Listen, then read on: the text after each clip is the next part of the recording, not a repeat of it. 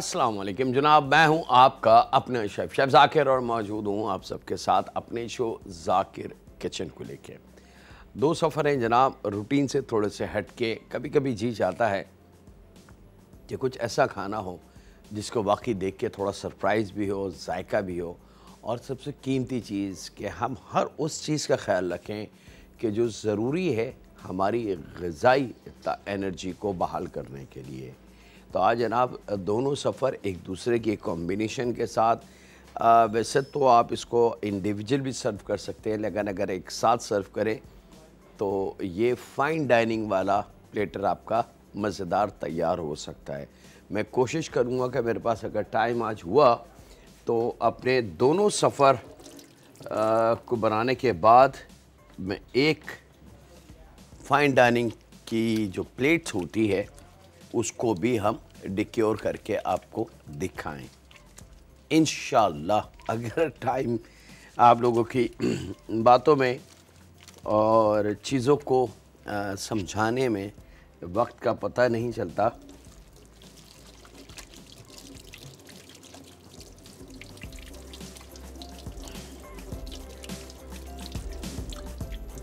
चलें जनाब, शुरुआत करते हैं। अब वेरी स्पेशल फ्रेंच एक हमारे पास पहला सफ़र है, और कॉन्टिनेंटल में अगर हम कहें कि जी कॉन्टिनेंटल फूड है तो गलत नहीं होगा। अच्छा, कॉन्टिनेंटल का मैं बता चुका हूँ अपने पिछले कई शो में कि कॉन्टिनेंटल के मीनिंग्स किसी ख़ास मुल्क के खाने की बात नहीं हो रही।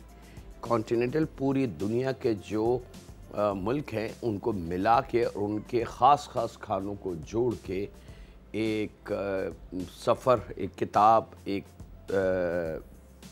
कंप्लीट फ़ोल्डर तैयार हुआ जिसका नाम रखा गया कॉन्टिनेंटल। अब उसके अंदर हमारे पाकिस्तानी खाने भी हैं, जर्मन खाने भी हैं, फ्रेंच खाने भी हैं, इटालियन भी, बहुत सारे मुल्कों के खाने। तो बिस्मिल्लाहिर्रहमानिर्रहीम जनाब, यहाँ पे मेरे पास मौजूद है बीफ अंडरकट। अच्छा, बीफ अंडरकट के लिए ऑप्शन आपके पास बहुत सिंपल है कि आपने इसको लेयर फॉर्म में काट लेना है। बेशक 3, 4, 2, 1, इट्स ऑल डिपेंड। हाफ़ के जी अंडरकट है। अच्छा, अगर बीच का बिल्कुल गोल फ्ले आपको मिल जाता है तो वो एक्सेलेंट है, लेकिन अगर हेड मिल जाता है अंडरकट का या लोअर पार्ट मिल जाता है तो भी कोई मतलब अल्लाह ना करे परेशानी वाली बात नहीं। तो इसके लिए करना ये है कि हमने बीफ अंडरकट को पहले देखना है कि अगर वो बहुत ज़्यादा साइज़ में बड़ा है यानी कि थिक है तो फिर हम इसको लेयर जैसे चिकन की काटते हैं वो कर लें। लेकिन अगर वज़नी नहीं है तो फिर इसको हम बुक फॉर्म में खोल के और स्टेक हैमर से अपना मतलूबा रिज़ल्ट हासिल कर सकते हैं। दोनों ऑप्शन आपके पास है। तो बिस्मिल्लाहिर्रहमानिर्रहीम, यहाँ पे थोड़ा सा हमने इसको बुक फॉर्म में खोलना है। इस चीज़ का ख्याल रखिएगा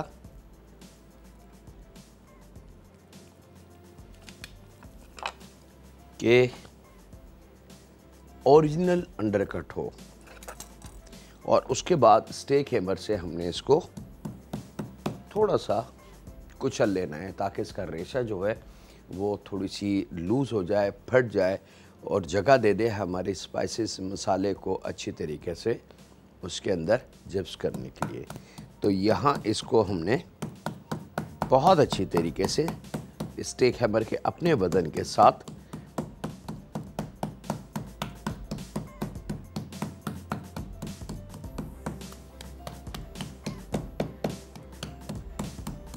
इसको बड़ा करते जाएंगे। ये खुद ब खुद इसका रेशा डैमेज होता जाएगा और ये अपना वजूद थोड़ा सा बड़ा करता जाएगा। ये सेम वही ट्रिक है जो हम बीफ स्टेक अभी पिछले दिनों जब हमने बनाया था तो उसमें भी हमने आपको बताया था कि क्या करना है, किस तरीके से स्टेक को काटेंगे एक्चुअल, और फिर उसको हमने तैयार करना है। ये लीजिए जनाब, कंप्लीट रेडी। इसको उठा के रख लेते हैं यहाँ। अब ले लेते हैं दूसरा पार्ट। दूसरा पार्ट भी सेम यही पोजीशन।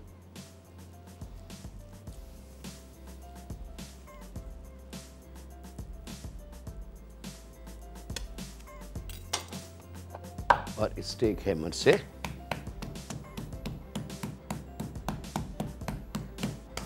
अब इसकी वजह हमने बता दी, इसका तरीका आपको बता दिया। अब इसके अंदर अगर ख़वातीन थोड़ी सी शॉर्टकट करने की कोशिश करते हैं तो वो चीज़ जो मटेरियल है हमारा वो ख़राब भी हो सकता है, और जो चीज़ हम बनाना और दिखाना चाह रहे हैं शायद वो ना बने, कुछ और बन जाए। याद रखिएगा, एक वेरी स्पेशल, इसके बहुत सारे नाम हैं। इसको बीफ रोलाट भी कहते हैं, इसको बीफ फिले भी कहते हैं, इसको रोस्टेड बीफ रोल भी कहते हैं। मुख्तलिफ़ कंट्रीज़ में इसको मुख्तलिफ़ नामों से सर्व किया जाता है, लेकिन असल जो इसका नाम है वो बीफ फिले या बीफ रोलाट। खूब अच्छी तरीके से इसको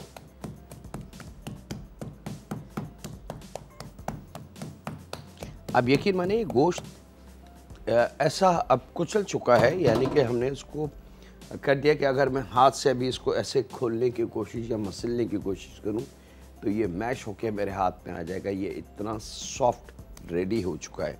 अब यहाँ पे हमने इसको फ्लेवरिंग कर लेनी है, जो जायका देना है हमने। तो जायके के लिए मेरे पास लहसुन का 1 टेबल स्पून लहसुन पेस्ट है, तो 1 चाय की चमची लहसुन दोनों साइडों पे,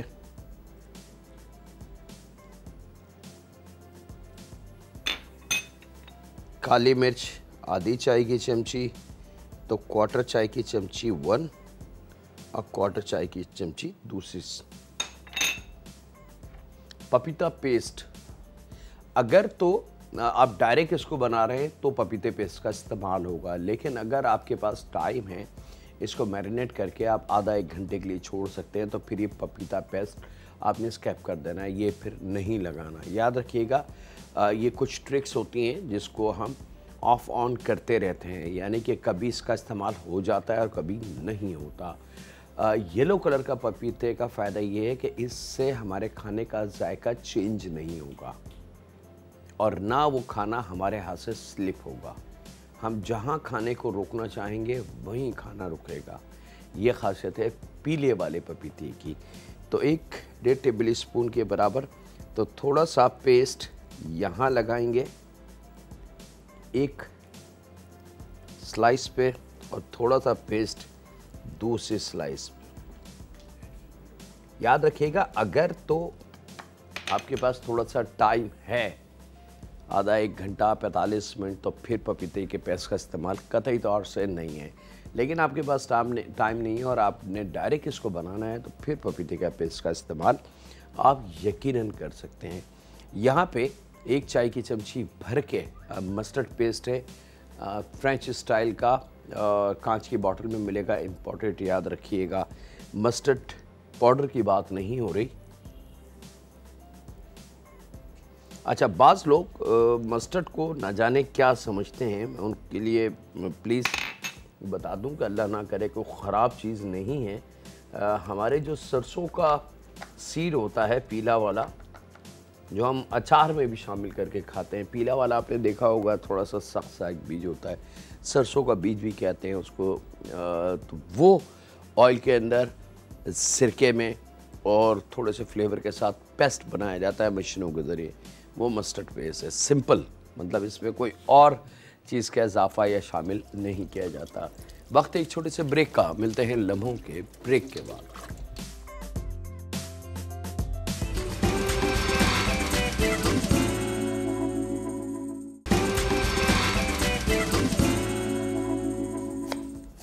वेलकम बैक जनाब, ब्रेक से वापस आ चुके हैं और यहाँ पे एक दरमियानी प्याज हो तो उसकी आधी हमने इस्तेमाल कर रही है। अगर छोटी प्याज हो तो आप पूरी प्याज का इस्तेमाल कर सकते हैं।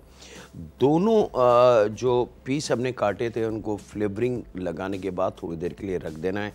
और यहाँ पे ये कच्ची प्याज याद रखिएगा, इसको धोना नहीं है, फ्राई नहीं करना, नरम नहीं करना।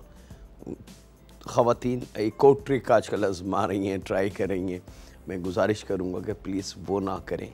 मुझे नहीं पता कि वो ट्रिक किसकी है, कहाँ से फॉलो अप किया लिया है या किसको फॉलो करते हैं, लेकिन अगर वो ट्रिक आप लोग कर रहे हैं तो फिर मैं एक गुजारिश करूँगा कि आप प्याज खाना छोड़ दें, फिर प्याज ना खाएं।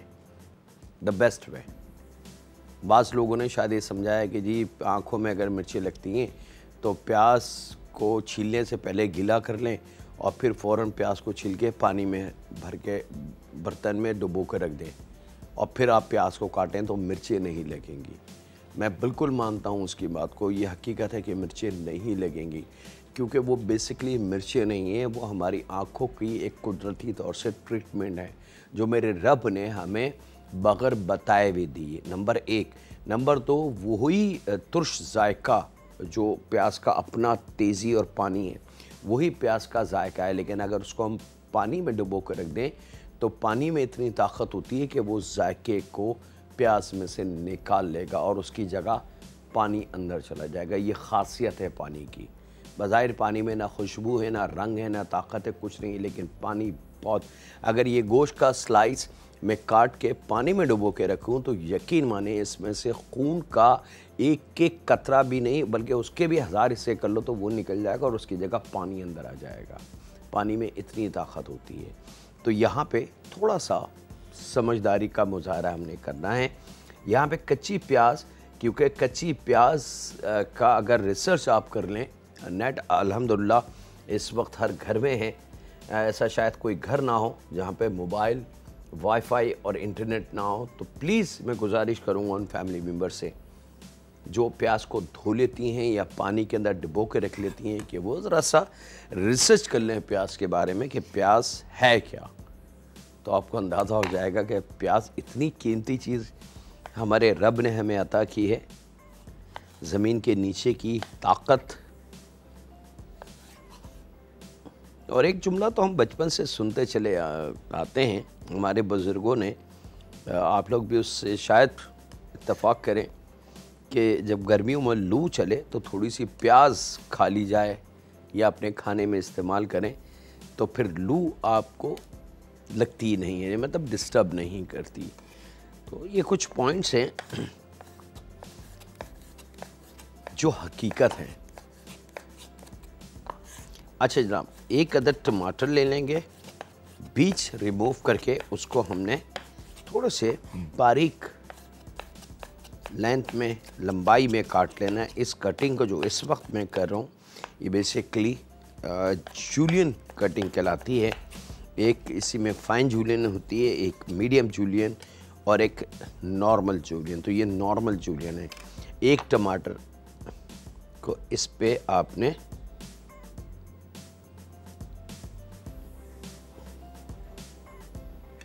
अब कच्ची प्याज, कच्चा टमाटर,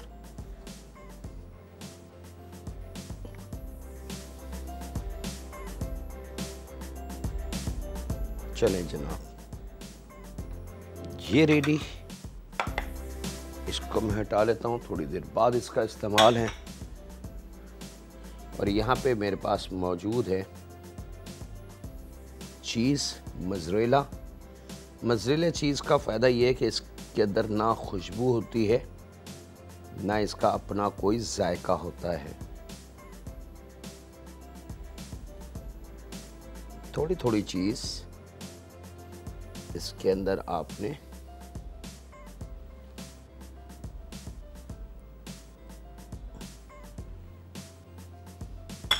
यहाँ पे मेरे पास मौजूद है वॉरचेस्टर। तो तकरीबन थोड़ा थोड़ा वॉरचेस्टर जब चीज़ आप शामिल कर दें तो तकरीबन 2-2, 3-3 टीस्पून के बराबर वो इसमें हमने इस तरीके से ऊपर ड्रॉप कर देना है।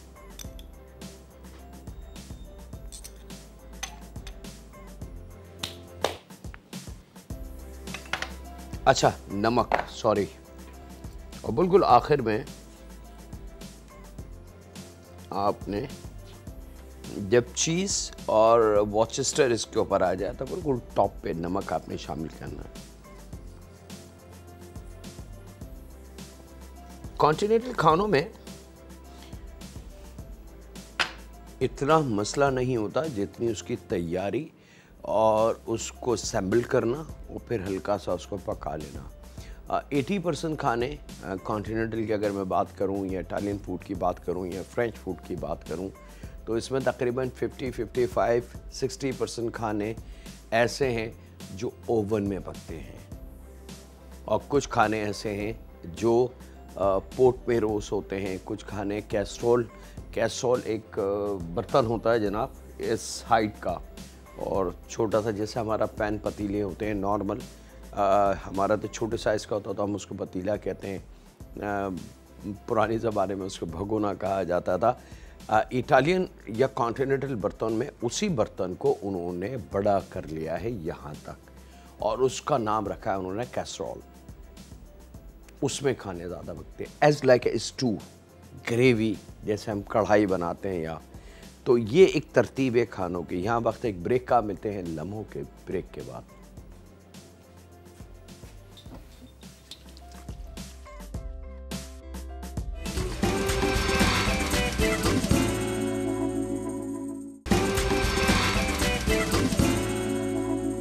वेलकम बैक जनाब, ब्रेक से वापस आ चुके हैं। ओरिजिनल जो मेथड है या ओरिजिनल जो तरीका है इस किस्म के खानों का, वो मैं यहाँ आप लोगों से शेयर कर रहा हूँ। याद रखिएगा, अगर अब आपने इसको शॉर्टकट की तरफ लेके गए तो फिर वो जायका, वो लुक कभी भी नहीं आएगी।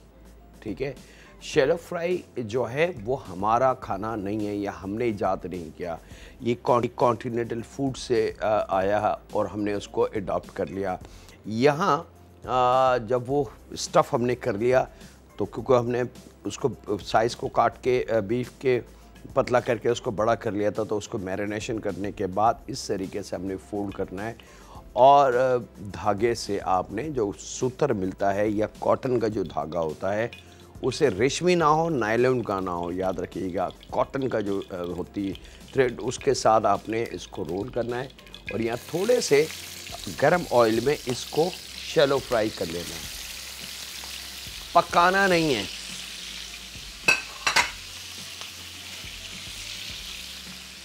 तेज आंच पे फ्राई पैन में आप इसको कर सकते हैं, आप इसको ग्रिल पैन पे कर सकते हैं, आप इसको चारकोल पे कर सकते हैं, जो पराठा बनाने का तवा है आप उस पर कर सकते हैं। ओपन ऑप्शन है आपके पास, कोई पाबंदी नहीं है कि ये सिर्फ इसी पे होगा और ऐसे ही होगा, ऐसा कुछ नहीं है। अब ये शैलो कलर इसको दिया जा रहा है, ठीक है, ये पूरी दुनिया में इसका तरीका यही है और सिर्फ इसका नहीं, इस जैसे और बहुत सारे खाने जिसको इसी तरीके से शैलो कलर देने के बाद कुक किया जाता है। लातादाद स्टेक्स ऐसे हैं जिसको इसी तरीके से बनाया जाता है, लातादाद रिब्स, चांपे और बहुत सारी ऐसी चीज़ें। इसकी जो ये खुशबू होगी ना इस वक्त की, वो आपको खुद कहेगी कि मेरा जायका क्या है और क्या आने वाला है। थोड़ा सा कलर दे लें और अब इसको थोड़ा सा टर्न कर दें।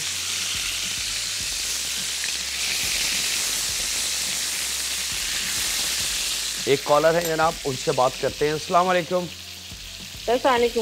वालेकुम सलाम जी, कैसे हैं आप?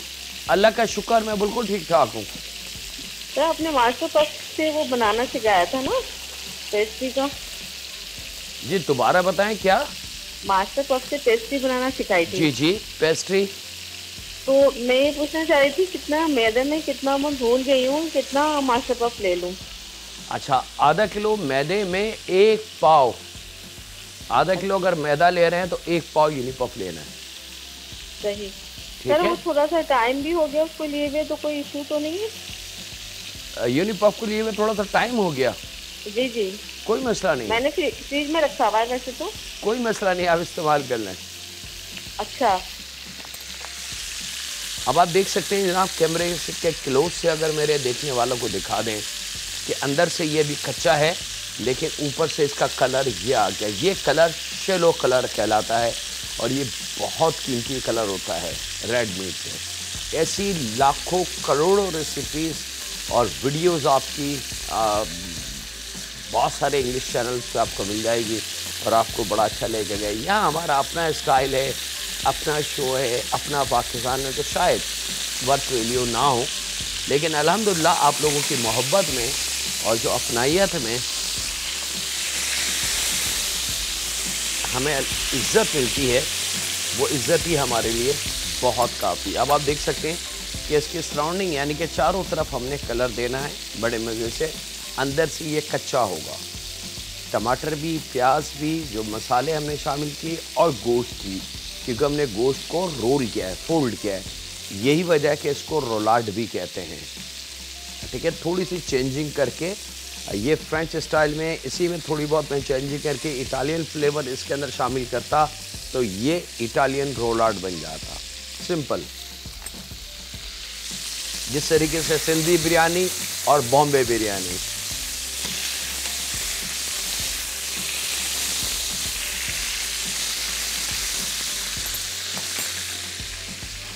ये रेडी है जनाब।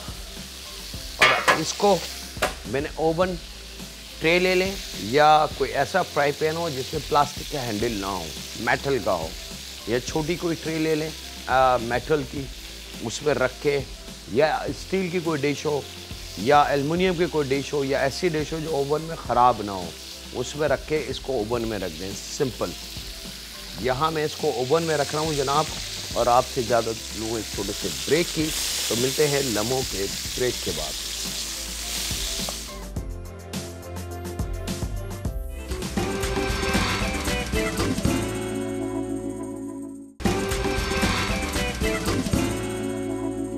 वेलकम बैक जनाब। ब्रेक से वापस आ चुके हैं। हमारा जो बीफ फिले है या रोलाट या जो आप इसके बहुत सारे नाम हैं जनाब, क्योंकि बाज़ खानों में मैं भी कंफ्यूज हो जाता हूँ कि कौन सा नाम आप लोग उसको याद रख सकते हैं। तो ये ओवन में जा चुका है, शेलो कलर दे के हमने इसको ओवन में रख दिया है। याद रखिए कि अगर हमने फोल्ड करके और डायरेक्ट इसको ओवन में रखेंगे शॉर्टकट लेने के लिए तो पक तो जाएगा लेकिन कलर नहीं आएगा उसमें। कलर लाने के लिए हमें अनदर 45 मिनट्स चाहिए होंगे और जब तक ये इस काबिल हो जाएगा कि आप इसको कचरे के बिन में डाल दें, ये खाने के काबिल नहीं होगा। याद रखिएगा, ये पॉइंट की बात है। इसको ज़रा सा भी मिसअंडरस्टैंडिंग या शॉर्टकट की तरफ मत लेके जाइए। अगर आपने इसको धागे से बांध के और डायरेक्ट बोला कि जी टाइम नहीं है, कौन इसको करे, काम बढ़ रहा है, ओवन में रख दो, पक जाएगा। जब ओवन हर चीज़ रोस्ट कर देता है तो इसको भी रोस्ट कर देता है, तो ओवन इसको ख़राब कर देगा, इतना ज़्यादा ड्राई कर देगा कलर लाने के लालच में कि जब आप इसको काट के खाने की कोशिश करेंगे तो आपके हलक से नहीं उतरेगा और कोई भी इसको नहीं खाएगा। लेकिन अगर ये फार्मूला जो भी आपको मैंने दिखाया करें तो यकीन माने, अगर ये आपने 4 या 6 भी बनाए तो वो भी कम पड़ जाएंगे। ये इतनी लजीज चीज़ बनेगी।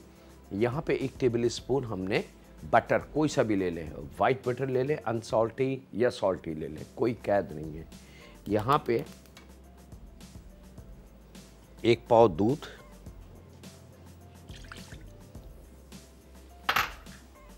बटर लाजमी है, याद रखिएगा। और यहाँ पे मेरे पास मौजूद है 2 टेबल स्पून भुना हुआ मैदा। थोड़े से ऑयल के साथ मैदे को भून लें। हम कई दफ़ा दिखा चुके हैं आपको कि मैदे को इस तरीके से इस कंडीशन में ला के और हम रख सकते हैं। दिखा चुके हैं आपको कि किस तरीके से ये बनता है। एक कॉलर है, उनसे बात करते हैं। अस्सलाम वालेकुम। वालेकुम अस्सलाम। जी सर, मैं नादिया बात कर रही हूँ कराची से। जी सर, मैं आपकी बहुत बड़ी फैन हूँ और मैं आपके डेली, मेरे और मेरे हस्बैंड जो हैं वो आपका शो देखते हैं और जो आप डिशेस बनाते हैं वो बहुत अच्छी होती हैं और वो डिशेस ऐसी होती हैं जो आपको इजीली घर में हर चीज़ अवेलेबल हो जाती है। जबकि दूसरे जो शेफ्स होते हैं वो ऐसी चीज़ें बनाते हैं जो इजीली नादों में वो प्रोवाइड होती है घर में, और बड़ी अगर मिले भी तो मतलब एक बहुत मुश्किल से मिलती है। तो इस वजह से मैं आपको बहुत बड़ी, मेरे हस्बैंड तो आपको बहुत बड़े फ़ैन हैं। और पर्सनली जब आप दुआ करते हैं जब लास्ट में, तो मेरा दिल बहुत बड़ा हो जाता है कि मैं कहती हूँ कि माशाल्लाह माशाल्लाह। मैं फिर आपके लिए दुआ करती हूँ, अल्लाह ताला आपको जिंदगी दे और आपको हमेशा ऐसे खुश रखे। आमीन आमीन जी, बहुत शुक्रिया इस मोहब्बत का, इस खुलूस का। देखिए, मेरी कोशिश है इल्म देने की, और मुझे आप लोगों का भी अंदाज़ा है क्योंकि मैं एक पाकिस्तानी हूँ, और मुझे अंदाज़ा है घरों में काम की तकलीफ़ का, घरों में बजट की तकलीफ़ का। और मैं समझता हूँ कि दुनिया में हमारी जो पाकिस्तानी ख़वातीन हैं उनको सलाम मैं कई दफ़ा कर चुका हूँ, और बड़ी दिल से मैं इज़्ज़त करता हूँ तमाम पाकिस्तानी ख़वातीन की, क्योंकि सुबह से लेकर रात तक नॉन स्टॉप वो लोग काम करते हैं, और कभी भी ना तो माथे पे बल आते हैं, न ज़बान पे कोई जुमले आते हैं। जब वो बेटी होती है, जब वो बीवी बनती है, जब वो माँ बनती है, और जब वो नानी और दादी बनती है, तो काम और बढ़ जाता है। तो ऐ रब हमारी ख़वातीन को हर वो खुशी अता कर जिसकी वो हकदार हैं। अच्छा जनाब, यहाँ पे दूध जब हमारा गर्म हो जाए और मक्खन उसमें मिक्स हो जाए, तो यहाँ पे 2 टेबल स्पून जो भुना हुआ मैदा है उससे हमने इसको गाढ़ा कर लेना है। ये वाइट मशरूम सॉस मैं बना रहा हूँ जनाब, अब वेरी सिंपल, वेरी स्पेशल। ये थिक हुआ जनाब। 1 चाय की चमची वॉरचेस्टर जो बचा था वो शामिल करेंगे, 1/4 चाय की चमची वाइट पेपर, और यहाँ पे ये मशरूम। अच्छा, मशरूम बाज़ लोगों के जहन में ये कि मशरूम मकरूह है, हराम है, तो उनके लिए मैं वजाहत कर दूं कि मशरूम कुदरती तौर से एक वेजिटेबल है। फ़र्क ये है कि हम इसको नहीं जानते क्योंकि हमारे खानों में ये नहीं डलता, हमने बचपन से इसको नहीं खाया, ना सुना, ना नाम हमारे बुज़ुर्गों को इसका पता था, तो इसलिए हम इसको मुख्तलिफ़ अल्फाज में याद रखते हैं कि जी हराम है, मकरूह है, पता नहीं कौन कौन से वर्ड्स हैं इसके। खुदारा ऐसी कोई बात नहीं, कुदरती वेजिटेबल है, और लातदाद ऐसी वेजिटेबल्स अल्लाह रब्बुल इज़्ज़त ने हमें अता की हैं जो हमें जिनका पता भी नहीं है, और वो बाकायदा खाई जाती हैं। अच्छा, यहाँ पे बहुत थोड़ा सा सॉल्ट इसमें शामिल करेंगे। जब सॉस पूरा अच्छी तरीके से गाढ़ा हो जाए और सॉस के अंदर आप मशरूम शामिल कर दें, मैं दिखा रहा हूँ इसकी थिकनेस, ये आप देख सकते हैं कि ये इसकी थिकनेस होनी चाहिए, बिल्कुल गाढ़ा सा थिक। तो अब इसके अंदर आपने कुछ भी नहीं करना, बल्कि यहाँ पे मेरे पास मौजूद है डब्बे वाली क्रीम, आधा पैकेट, ये इसमें शामिल करेंगे, और आपसे इजाज़त लेते हैं एक छोटे से ब्रेक की। मिलते हैं लम्हों के ब्रेक के बाद।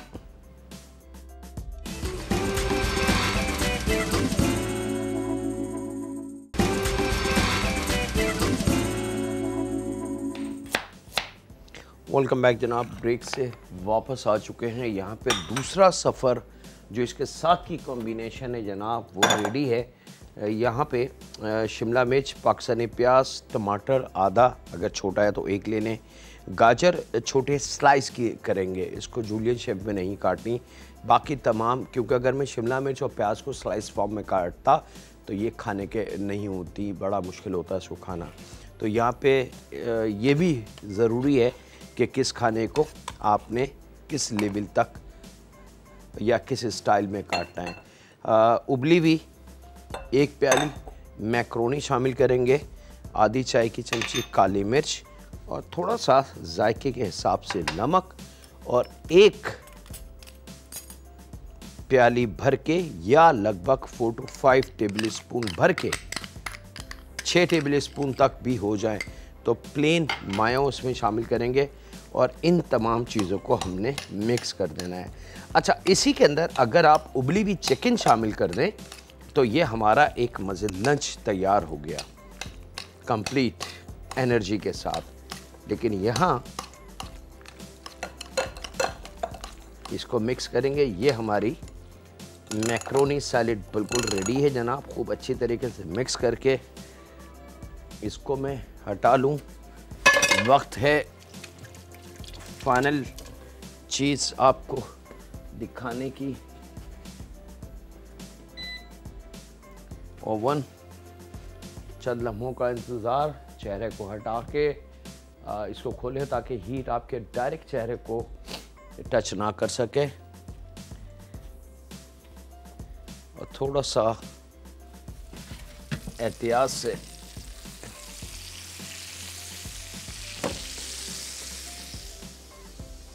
एक कॉलर है जी, उनसे बात करते हैं। अस्सलाम वालेकुम। वालेकुम अस्सलाम। हेलो जी हेलो हेलो, जोर से बोलें ताकि आपकी आवाज़ आए मुझ तक। जी जाकिर भाई अस्सलाम वालेकुम। वालेकुम सलाम जी। क्या हाल है? अल्हम्दुलिल्लाह, सबका बड़ा एहसान। हाँ जी, आपके खाने बहुत अच्छे होते हैं। बहुत शुक्रिया जी, आपकी आदत भी बहुत अच्छी है। जज़ाकल्लाह। कोई फरमाइश हो तो बताइए मुझे। जी, नहारी बनाना सिखाएं आप। निहारी, चले जी, इंशाल्लाह मेरी पूरी कोशिश होगी कि जल्द से जल्द आपकी फरमाइश मैं पूरी कर सकूं। लीजिए जनाब, ये सैलेड एक प्लेटर में रखना है।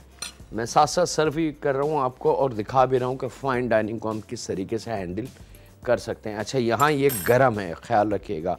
तो हमें तो खैर थोड़ी सी मेंटेन है हमारे हाथ, तो हम तो इसको हैंडल कर लेंगे, लेकिन आप लोगों से गुजारिश है कि खुदारा इसको थोड़ा सा ठंडा हो जाने दें और उसके बाद इसको आपने काटना है। एक पीस काटने के बाद आपने जो ये धागा हमने बांधा था इसको खोल लेना है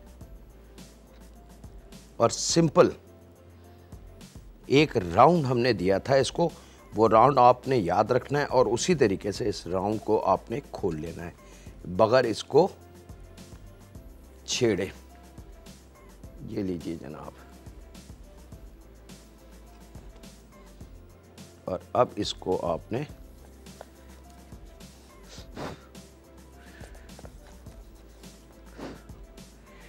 थोड़ा सा गरम है तो आप थोड़ा सा एहतियात ठंडा करके आपने इस सलाद को स्लाइस करना है और यहाँ बतौर फाइन डाइनिंग प्लेटर पे सर्व करना है। इसको मैं रोकता हूँ क्योंकि वक्त मेरे हाथ से स्लिप हो रहा है, तो क्यों ना मैं इसको फाइनल कर लूँ।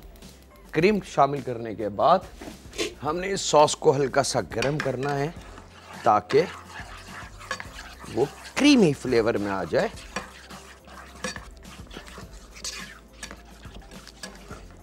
और थोड़ा सा जब ये गर्म हो जाए जनाब तो ये नरम हो जाएगा। वो मैदा है, ठंडा होने के बाद वो जाम होने लगता है। थोड़ा सा ये गर्म होगा, ये मिक्स हुआ, लीजिए जनाब परफेक्टली। और ये मशरूम सॉस मज़ेदार सा आपने इसके ऑन टॉप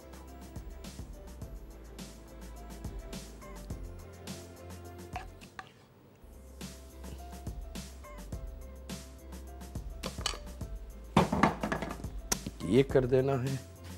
यहाँ पे कलर ब्रेकिंग के लिए ग्रीन कलर, और इसके साथ ही वक्त जो है वो इजाज़त लेने का भी है, तो मैं साथ साथ आपसे इजाज़त भी ले लूँ क्योंकि वक्त मेरे हाथों से स्लिप हो चुका है। तो अपना, अपने घर वालों का, दोस्तों का, बुज़ुर्गों का, बच्चों का और बेटियों का बहुत ज़्यादा ख्याल रखें और दुआ करते रहें उस खालिक मालिक, उस परवरदिगार से जो हम सब का रब है। कि रब, हमने आज तक जो कुछ तुझसे मांगा वो अपनी बारगाह में कबूल फरमा और हमें अता कर अपनी रहमत और अपनी बरकत के हिसाब से, और हमारी परेशानियां, बीमारियां और कर्ज़ हमसे छीन ले। रहम फरमा हम पे, हमारे माँ बाप पे, हमारी औलाद पे। अल्लाह हाफिज़ होने के बाद।